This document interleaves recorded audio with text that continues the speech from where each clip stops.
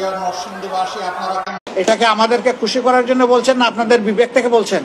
না না, গতকালকে রাতে আমি 10টা বাজে এখানে আসছি, আমি দেখলাম স্বতঃস্ফূর্তভাবে যেভাবে পাহারা দিচ্ছে আমাদেরকে, এরকম আর আমরা নজির আর কখনো দেখি নাই বাংলাদেশে।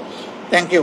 আমরা কাউকে সাক্ষী রাখার জন্য এটা করি নাই, বাহবা নেওয়ার জন্য করি নাই, রাজনৈতিক ফায়দা নেওয়ার জন্য করি নাই। আমি আবারও বলবো, মানুষ হিসাবে আমরা মানুষের কাজ করার জন্য এটা করছি।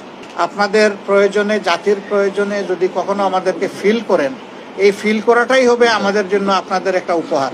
তখন যেন আপনাদের এই ফিলিংয়ের, এই প্রত্যাশার সাড়াটা আমরা ঠিকমতো দিতে পারি আমাদের জন্য। আপনারা ডক্টর শফিকুর রহমান, যিনি দেশের বৃহত্তম ধর্মভিত্তিক রাজনৈতিক দল বাংলাদেশ জামায়াতে ইসলামীর আমির, 10ম শ্রেণীতে পড়াকালীন জাসদ ছাত্রলীগের হাত ধরে রাজনীতিতে প্রবেশ করলেও সময়ের পরিক্রমায় হয়ে উঠেছেন দেশের অন্যতম প্রভাবশালী রাজনীতিক।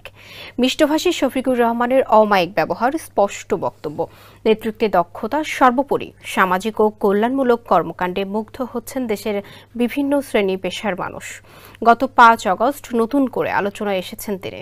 সামাজিক যোগাযোগ মাধ্যম থেকে শুরু করে সর্বত্রই আলোচিত হচ্ছে ডক্টর শফিকুর রহমানের নাম। আমাদেরকে তো রাজাকার বলে, তাই না? আওয়ামী লীগ তো রাজাকারের একটা তালিকা তৈরি হয়েছিল আওয়ামী লীগের এই সরকারের সময়। সেখানে 34 জন মানুষের নাম পাইল জামাতের, আওয়ামী লীগের পাইল 8000 সামথিং। অথচ আমাদেরকে বলতেছে, এটা হাস্যস্কর ব্যাপার। এগুলো একটা পলিটিক্যাল স্টান্ট বাজি ছাড়া আমাদেরকে শেষ দিকে এসে নিষিদ্ধ করেছে তড়িঘড়ি করে। না, শুধু এটা না, তো আওয়ামী লীগকেও নিষিদ্ধ করেছে। আমরা তো পরিষ্কার বলি যে আমাদের মসজিদ যদি পাহারা দেওয়া না লাগে, তাইলে অন্যদের মন্দির মঠ পাহারা দেওয়া লাগবে।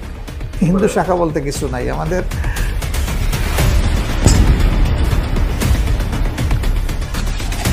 এই জগতের মহিরুহ ওলামায়ে কেরাম, মুফাসসিরিনে কেরামের কলিজা, কোটি কোটি মানুষের প্রাণপ্রিয় মুফাসসির আল্লামা দিলওয়ার হোসেন সাঈদীকে আজকের এই মুহূর্তে আমার বড়ই মনে পড়ছে।